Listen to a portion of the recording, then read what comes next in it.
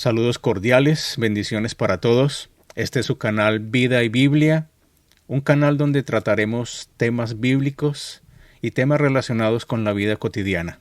Sean ustedes bienvenidos. Saludos cordiales, continuamos con la lectura de la introducción de los libros de la Biblia. En esta oportunidad leemos la segunda parte de la introducción del libro de los jueces.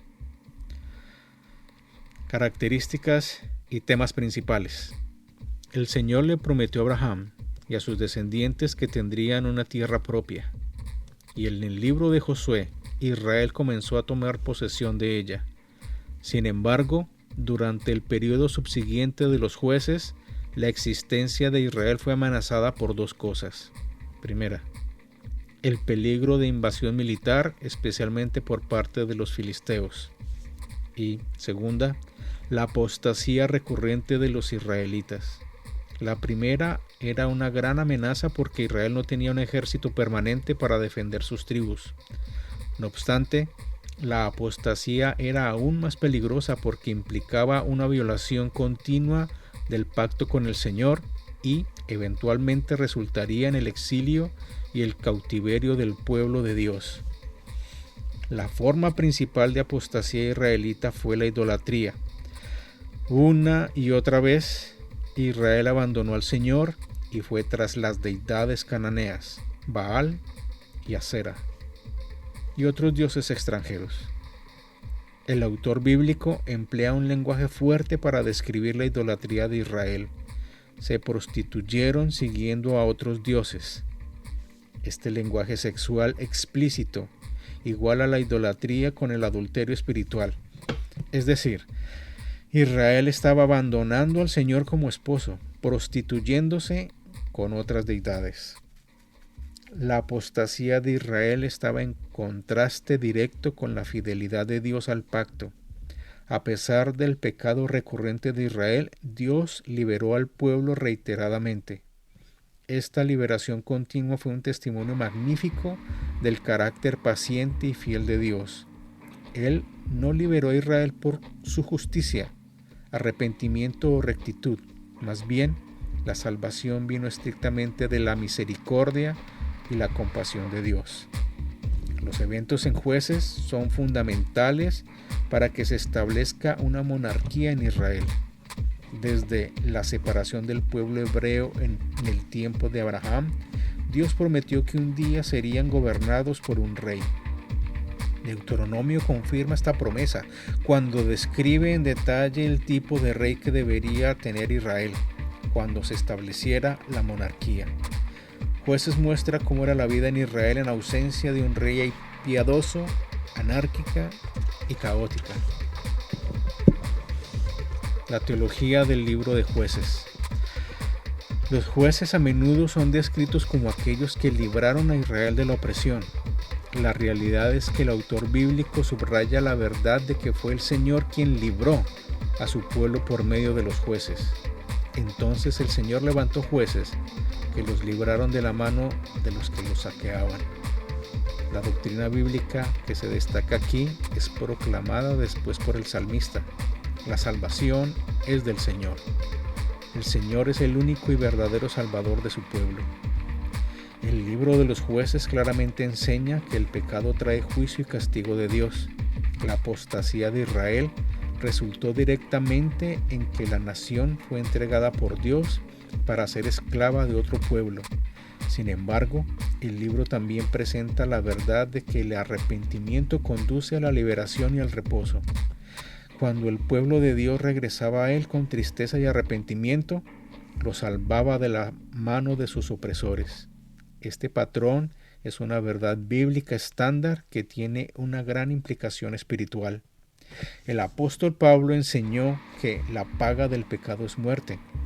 Y así la humanidad está bajo la condena de Dios. Pero también hay esperanza, como el apóstol Pedro declaró a las multitudes reunidas en el pórtico de Salomón. Por tanto, arrepentíos y convertíos, para que vuestros pecados sean borrados, a fin de que tiempos de refrigerio vengan de la presencia del Señor. En el corazón del libro está la soberanía de Dios. Fue Dios quien empleó a las naciones paganas como instrumento para castigar a Israel a causa de su apostasía. Era Dios quien levantaba libertadores para Israel cuando el pueblo clamaba a Él por salvación. Era Dios quien daba poder a los jueces con el Espíritu del Señor para derrotar a aquellas naciones no israelitas y para traer reposo a la tierra de Israel. Dios estaba en control total de este periodo aparentemente caótico en la historia de Israel. Jueces en la historia de toda la Biblia. En el libro de Jueces, el Señor generalmente libera a su pueblo mediante el uso de un juez libertador mediador. Estos relatos recurrentes representan la salvación de los israelitas de una manera temporal, externa y física a través de un ser humano imperfecto escogido por Dios para esta tarea. Las historias prefiguran la obra del Mesías, que es el único mediador de la salvación verdadera, final y eterna del pueblo de Dios, como Pedro enseñó en los recintos del templo. Y en ningún otro hay salvación, porque no hay otro nombre bajo el cielo dado a los hombres en el cual podamos ser salvos. Hechos 4:12. Cristo, entonces, es el juez libertador final que redime al pueblo de Dios. El libro de Jueces también anticipa la venida de un rey justo y fiel. El establecimiento de la monarquía de Israel fue el cumplimiento inicial de esa necesidad. Sin embargo, los reyes de Israel y Judá nunca alcanzaron la posición idealizada de realeza que Dios había establecido. Esto preparó el escenario para que el rey mesiánico que vendría, el rey absoluto, final, que con justicia gobernaría sobre el pueblo de Dios para siempre. Cristo en el libro de Jueces. A medida en que la nación de Israel se volvió cada vez más inmoral, esto se reflejó incluso en los jueces. Cada juez sucesivo tenía más fallas y se quedaba muy por debajo de la imagen ideal de un líder, peor que el del juez anterior. Además, las liberaciones que aseguraban eran periodos efímeros de paz y reposo para la tierra de Israel. Estas deficiencias alientan al lector a anhelar un último libertador para dar paso a un reposo final para el pueblo de Dios.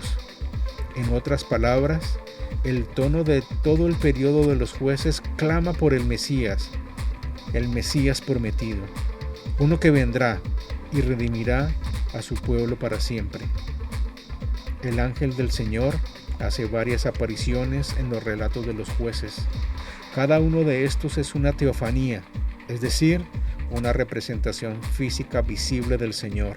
Por ejemplo, después de que Manoah y su esposa vieron al ángel del Señor, Manoah le dijo a su esposa: ciertamente moriremos porque hemos visto a Dios.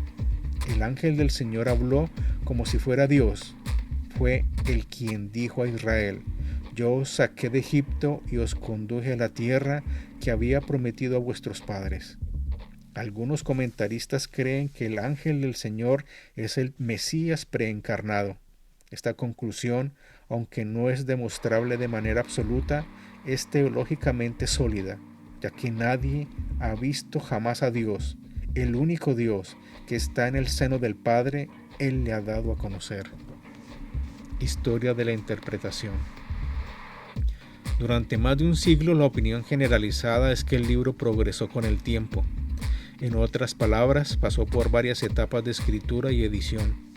Una posición ampliamente sostenida entre los estudiosos liberales es que temprano en la historia monárquica de Israel existían varias narrativas que supuestamente provenían del periodo de los jueces. Algunas de estas historias fueron recopiladas en el siglo VIII a.C.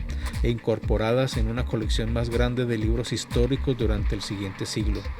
Por último, toda la colección fue editada y actualizada después de la caída de Jerusalén en el 586 a.C. Esta posición afirma que varios editores trabajaron en el libro. Recientemente, sin embargo, estudios han comenzado a reconocer que el libro de los jueces es una sola unidad literaria.